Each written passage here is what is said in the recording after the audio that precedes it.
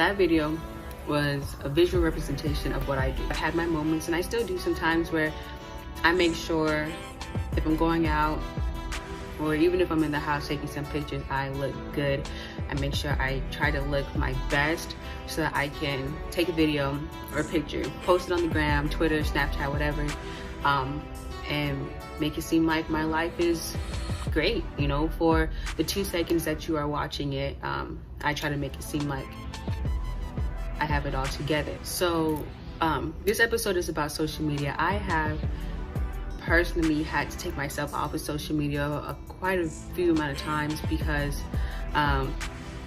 it legit got to me. As humans, we like attention, we like to feel wanted, we love the feeling, and social media kind of takes all of that and puts it into like a confined space. I've caught myself falling into a series of overthinking, comparing myself to others, doing the most just to get attention.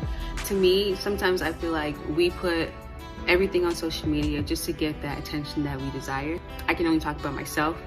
So what I would do at times, I would put that I'm cooking, or I'm hanging out with my friends and family, or I'm doing something just to make it seem like my life is just so grand, like I'm just so urban and authentic.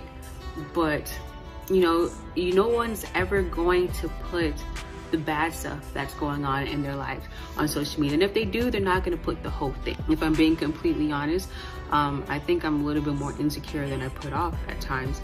I'll go on social media and I'll do stuff just for attention, or I'll say stuff, especially on Twitter. I'll be like, oh my gosh, this tweet is really gonna go viral, like this is really it, and the only person that retweets it is me. Oh, brother, this guy stinks! I personally believe that social media was designed to be addictive. And that's not a bad thing. Like, we use social media for good things. We use social media to put out a good message, to have fun, especially during times like this, during the quarantine. There's really not much to do. My gum is, hold on. It fell. The likes, the comments, the retweets, and the shares, it puts out this feel-good hormone called dopamine. When we get shares, when we get new messages, when people are interacting with us, it feels good, and it makes us strive for more. So we go for this thing called clout that makes it seem like if I have clout, I'm good enough. If I have attention, then that means I'm doing something right. I believe that clout is the drug and social media is the needle. We're never going to feel satisfied unless we love ourselves and we love what we put out. I came here just to say that you're not alone. Try to stop comparing yourself to other people, because people aren't going to put what's really going on in their lives on the internet. Be yourself. Like, people like it when you be you. What I do sometimes, I take social media breaks.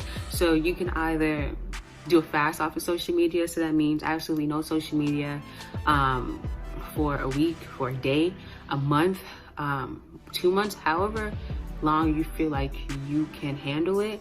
Take a break off of social media just to kind of recalibrate. I know this is hard because I'm still struggling with it myself, but every day make a conscious effort to try to validate yourself. You know, as long as it's not out of pocket, and even if it is out of pocket, you know, do you. You know what I'm saying? Like, obviously make sure that whatever you're doing isn't going too far and isn't too rude, but validate yourself. Make sure whatever you put out there in the world, you are okay with it. Make sure whatever you put out, you are okay with the consequences, and at the same time, make sure you are having fun.